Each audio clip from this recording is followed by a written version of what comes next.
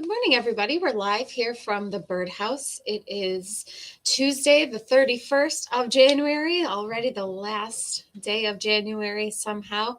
And today we're talking about woodpeckers, about the different woodpeckers that call upstate New York, at least Western New York, home, their specialized adaptations, and how you can attract them to your backyard. So, as always, we love to know what kind of things you're seeing. You can throw your sightings in the comments. If you have any questions, you can put those in there too, or you can always just say hi. We love to see who's on. So you can just say hi in the comments as well if you would like. But we'll get started. So, talking about woodpeckers. And as far as woodpeckers go, they do share a lot of similar characteristics and habits. Most of them will live in woodlands or in forests. They will forage for insects on trees and on branches. They communicate by drumming. So as we get more into the spring months, you might start hearing that more, where woodpeckers aren't necessarily just pecking on trees to look for food, but they're also doing something called drumming, which is their form of communication to show that their habitat has been taken, that this is their spot, or they're looking for a mate. So that is called drumming, and you can hear that anytime you're in the woods, especially in those spring and summer months. You can hear that drumming. You might not hear it right now per se, but you will hear it as we go on in the season. And they're cavity nesters, so they'll nest and roost in the cavities they create. So they do create their own cavities. They will sometimes reuse them. You can put up woodpecker boxes in order to create cavities for them, but they will excavate their own. So they will be that primary cavity creator, if you will, in different trees. One fun question people ask all the time is, why don't woodpeckers get headaches? They're spending all of this time basically just smashing their heads into the sides of trees. Why don't they get headaches? And one of the reasons for that is they do have a very specialized tongue and bill and also brain. So their tongue will actually wrap all the way around their skull and pads their brain. So if you look at the skull of a woodpecker, so here's a picture of a flicker here, kind of a little diagram. When the tongue is sticking out, you can see that it goes down past their brain. So when it is up inside of their mouth, it actually wraps all the way up and around their head. So when they're pecking on the side of the tree, having that tongue wrap around the back of their head will actually help give them some padding. And they also have a smaller brain than we do too. So there's not as big of a brain that is, moving around and bashing around so much. And they are specialized in order to take that impact of the face hitting the side of the tree. And also the way that their bill is shaped too. The bottom piece of their bill is a little bit longer than the top, and that helps absorb some of that onto their jaw and not so much onto their head. So they do have a very specialized bill. And their tongue is also specialized not only to wrap around the back of their head, but it also has a sticky barb at the very end. And that allows for them to pick insects out of the trees that they are pecking in. So they do have a very specialized bill and tongue. And their tongues are quite long. You can see here's a picture here of a pileated woodpecker with its tongue sticking out. So they are quite they have quite long tongues. And there's a really great book you guys might be familiar with, What It's Like to Be a Bird by Sibley. So this came out, maybe in 2020, 2019 or so. This is such a good book. It goes through the different groups of birds, including woodpeckers, and it has a whole bunch of different diagrams about the specializations that woodpeckers have. There's quite a few pages on woodpeckers as well as other birds too, but it shows some of these adaptations really, really well. So if you're interested in a book like that, plus it has all kinds of different species in it. So it's a really nice overview of some of the more common birds that we have around here. This is a fantastic book. It's called What It's Like to Be a Bird. So that just has some really good pictures in it and some good explanations as well. So woodpeckers do have a very specialized skull and tongue. And you can see comparatively to our brains are quite large. Woodpeckers don't have as big of a brain, and the way that they are specialized is that they can take some of that impact of the pecking that happens all the time. They also have specialized feet, what are called zygodactylous feet. So if you think of most birds, they have 3 toes that stick out in front and 1 that sticks out backwards. Woodpeckers are different in that they have 2 toes that stick up front and 2 in the back. So it almost looks like an X pattern where 2 toes are pointing up and 2 are pointing down. You can see it here pretty well in this hairy woodpecker. And the reason for that is that allows for them to cling onto surfaces a little bit easier. If you think about woodpeckers, they can cling onto the side of trees, they can cling upside down, they can cling on all kinds of different surfaces, and having specialized toes like this do help them to maneuver like that. So they also have specialized feet. There's birds like nuthatches that are also good at climbing on the side of trees and clinging onto the side of trees, but they do not have these specialized feet that the woodpeckers have. As far as different species, there are a few different species you can find here in the Western New York area. Most of them you can see all year. The first and probably most common is going to be the Downy Woodpecker. And Downy Woodpeckers are about the size of a suet cake if you're trying to figure out if you've got a Downy Woodpecker or a hairy woodpecker. Downy Woodpeckers are quite small. They have a pretty small bill comparatively to other woodpeckers. If you look at that bill, it's really not very long. And what's neat about woodpeckers is you can tell the difference between male and female. So the male will have red as far as the Downy Woodpecker goes. The male has a red patch on the back of its head, and the female does not. So Downy Woodpeckers are here all year round, as and we'll see some more here coming up as well. But they're all cavity nesters too, so they will excavate their own cavities. And here's a picture of a Downy Woodpecker nest. So sometimes you'll see a little woodpecker's head sticking out of the hole, but those cavities that they excavate are pretty deep. And here's a picture of one here. You can see the little entrance hole, and then down below are the eggs. And woodpeckers don't build a nest. So if you ever buy a nesting box for a woodpecker, you'll see that they come with some wood chips. You just sprinkle those wood chips on the bottom of the nesting cavity, and that is what they'll lay their eggs on. So they don't build a nest like, say, a songbird would. They will just lay their eggs right inside of that nesting cavity, and usually there's some kind of wood chips there to give them a little bit of padding, but they do not build a nest. There's also what's called a hairy woodpecker, and that looks like a larger version of the Downy Woodpecker. On the left here, you can see a picture of the Downy. So that's the little guy with the little bill. And then next to it is the hairy woodpecker. And these are both females on the left here, because you can see there's no red on the back of the head. But then the male over here on the right does have a red patch on the back of his head. And so hairy woodpecker are going to be larger than the Downy, and they have that more robust bill. You can see that bill is quite a bit larger than the Downy. Red-bellied woodpecker are becoming more and more common, and this is one of those species that is expanding its range. There's others that are declining, but the red-bellied woodpecker has expanded its range in the last 100 years or so. It's places like here that it wasn't about 100 years ago. And other birds that are also expanding their range are going to be birds like the northern cardinal, Carolina wren, mockingbirds. Those are all birds that were more southern, and they've been slowly expanding their range up north. So we're seeing more and more red-bellied woodpecker. They are another cavity nesting bird. Here's a picture of a red-bellied woodpecker. This bill filled with some wood chips there. And you can, again, tell the difference between male and female with red-bellied woodpecker.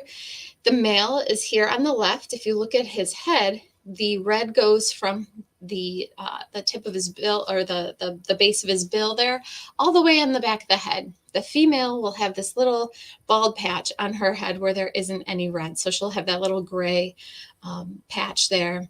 And so that's how you can tell male and female. So the male will have more red on them as far as woodpeckers go. Red-headed woodpecker. This isn't a species we do have here, but they're quite rare and declining. And red-headed woodpecker are a species that you can't tell the difference between male and female, but this is a juvenile here on the upper right. This is what the juvenile looks like. You can see they still have that kind of black and white back, but they don't have that striking bright red head yet. The red-headed woodpecker is declining by about 2% per year. So in between the years 1966 and 2014, it was estimated that their populations were declining at about 2% per year, which resulted in a 70% decline in that time frame, according to the North American Breeding Bird Survey. So they are definitely in a decline. Right now in New York, we have something going on called the Breeding Bird Atlas. This is the third one ever to happen, and this will go on for a couple more years. It's a 5-year program. So what you can do in order to help with statistics like this, if you see any kind of birds, especially if they are exhibiting some kind of breeding behavior, if you see that they are building a nest, or if they are singing, or if they are sitting on a nest, there's different ways you can put that information into eBird and submit it to help figure out what the populations of some of these birds are. And as we get closer into breeding season, we'll show you how exactly you can do that. And that all that information goes right into eBird, which is manned by the Cornell Lab of Ornithology. So it's a huge citizen science project that can really help to determine the populations of some of these birds and whether or not they're increasing or decreasing, and where they are, and possibly even why.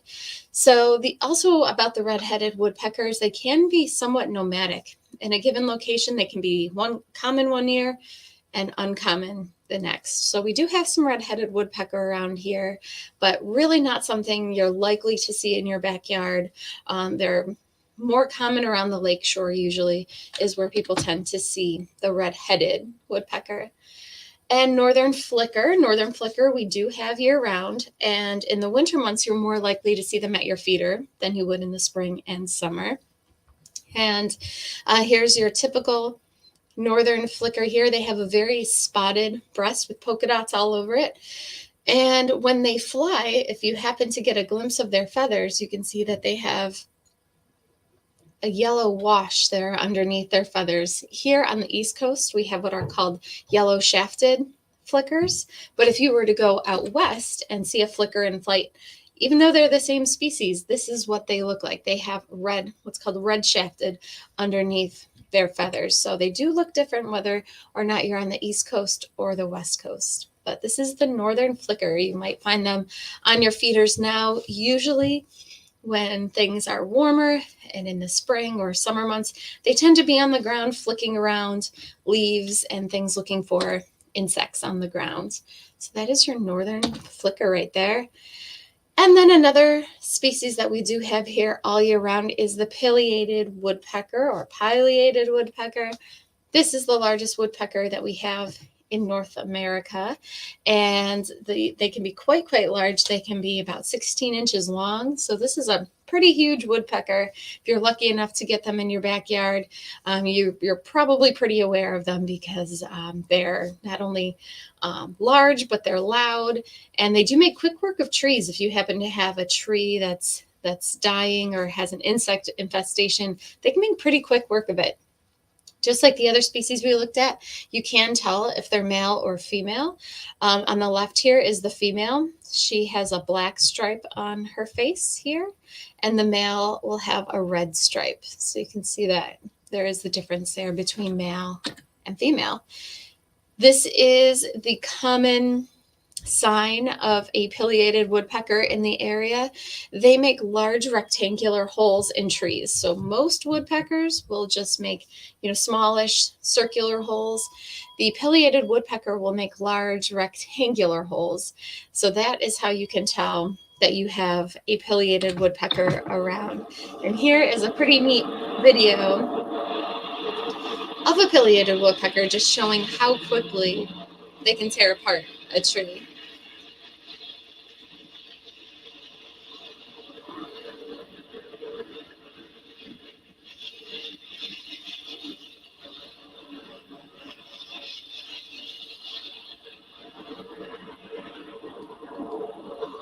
So that is a pileated woodpecker going to work there. And if you do have a woodpecker that's doing that to a tree, The reason for it is going to be just about every time would be insect infestation. Is if they're using it for a nesting cavity, they're not going to tear it apart like that. They're just going to build a nesting cavity and use it for that.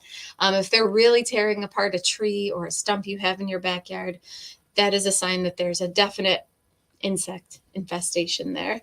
And then the last species that we have is the yellow-bellied sapsucker. And the yellow-bellied sapsucker is a migratory woodpecker, but we do have them sighted here even in the winter months. This is a picture that Bob sent in a while ago, but he had them during the winter months here. So this is your typical yellow-bellied sapsucker, and like their name suggests, they drink more nectar and sap from trees, and you can tell the male and female apart from each other. This is the female on the left. If you look at her at this patch under her bill here, it does not have any color on it, but the male has that red patch there underneath their bill. So you can tell again the male from the female because the male has more red on him. So typically you're going to see more of these in the spring as they're migrating through, say, April, May months, but people are still reporting them in the area. So one way you can tell that you have yellow-bellied sapsuckers is they also have a pretty distinctive pattern as far as the holes in the trees go that they make. They will make these really small holes that are almost in straight lines. And you can find these just about in any kind of woodlot you go into, especially if there's any kind of trees like basswood trees or anything with a sweet sap. They really, really love those. Not only will they make these little tunnels, which will draw the sap out of the tree, but that sap will also attract insects. So they're getting some sap, they're getting some insects as they make these little holes in the trees to pull out some of that liquid. So this is your yellow-bellied sapsucker. As far as attracting woodpeckers to your backyard, they are common backyard birds. The only one that's really not a common backyard bird would be that yellow-bellied sapsucker, although every once in a while we hear of them coming to a nectar feeder like a hummingbird feeder or even an oriole feeder. But the best way to get woodpeckers to your backyard is with a suet feeder. And suet feeders hold those small blocks of fat. We always recommend these paddle tail feeders like this that have that projection on the bottom, because large birds, especially like this pileated woodpecker here, or even your red-bellied woodpecker, they will use that little prop there to prop their body up and prop their tail up against it in order to feed a little bit easier. If you don't have one like that, if you have just a square suet cage, you might find that the woodpeckers kind of flop around on it, that it's hard for them to get their footing. But they naturally will use the sides of trees to prop themselves up, and this just kind of mimics that. It mimics what they normally are used to feeding from. So a paddle tail suet feeder is especially great for the large woodpeckers like that pileated and red-bellied and even the northern flicker. If you just have a bunch of downies, the little suet feeder is absolutely fine, but the larger birds absolutely find it easier to feed from the paddle tail feeders. There's also what are called upside down suet feeders. So say you have a whole bunch of grackles raiding your suet. These are made to provide food for just birds that can cling. So I was saying earlier how woodpeckers can cling to strange surfaces and weird angles because they've got those special zygodactylous feet. This is an example of that. They can cling completely upside down on this feeder in order to feed from it. So woodpeckers can do this, nuthatches can do it, but it's hard for birds like sparrows and starlings to feed from an upside down feeder like this. Another thing you can do suet-wise, if you're trying to get woodpeckers but not any of the blackbirds or starlings or sparrows, is feed just the pure suet. It doesn't have any fillers in it as far as peanut butter or nuts or any cracked corn or anything like that. It's just the beef tallow, it's just the fat, and that can take the birds a little bit of time to get used to, but once they do, you really don't get the starlings or anything like that. Peanut feeders. Woodpeckers absolutely love peanuts. You can feed them the peanut pickouts, which is here on the left. With a feeder like this, you'll also get nuthatches and titmice and chickadees. They really, really love the peanuts.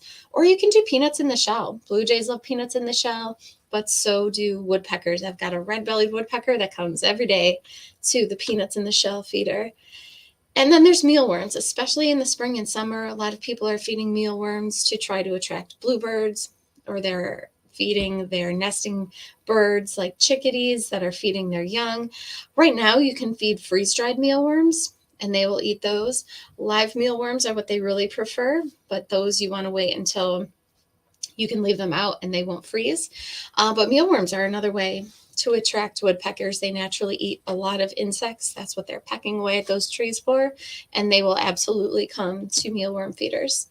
And then nectar and fruit. Every once in a while, we get woodpeckers that are coming to hummingbird feeders, but more commonly, they're going to come to fruit feeders. So here's a red-bellied woodpecker here eating an orange. People have flickers coming to their oranges sometimes, and sometimes even the jelly. If you put jelly out for the orioles, you might get some woodpeckers coming to those as well. And they are cavity nesters, so you can put out woodpecker houses. Woodpecker houses tend to be bigger than, say, your typical bluebird house, although downy woodpeckers will nest in smaller things. Downy woodpeckers also seem to really like gourds, nesting in gourds, hanging gourds. But woodpecker houses are absolutely available. They do have a larger opening than, say, a bluebird house. So birds like starlings could possibly also use them. So keep that in mind, that they might require a little bit of maintenance. If you don't want starlings to use them, you might have to just keep cleaning out those starling nests. And then dead trees, of course. Not that you want to leave a ton of dead trees around in your yard. If they are a hazard, you definitely don't want to. But if there are any kind of dead trees or trees with dead limbs that you can safely keep up and around your house or yard or property, those are perfect habitat for woodpeckers. Not only will the woodpeckers nest in them, but they're important places for insects to lay their eggs in and to have their larvae inside. So it creates a whole little ecosystem inside of that. And that provides a lot of food for birds and also nesting habitat. So something to keep in mind. If you have any questions, put those in the comments. It looks like we have a few people on. Brenda is on from Mexico, Missouri. Hey, Brenda. It's good to see you. Brenda is a friend out there from Mexico, Missouri. I'm sure many of you guys have been there or aspire to go there. Randy is on and says, good morning. Good morning, Randy. Oriana is on and says, good morning from very cold northern Ontario. So Oriana's got a lot of these same species here that we talked about, and so does Brenda, actually, out in Mexico, Missouri. A lot of the same birds that will come to feeders here tend to be out in that same area, although as we go farther west, you do get to see some different things like that red-shafted flicker, and other woodpecker species are out there as well. But it looks like that is everybody who's on saying good morning. Lynn is also popping on saying good morning. We'll be back on Saturday with another broadcast. And until then, have a great week. Thank you guys for tuning in, and we'll talk to you soon.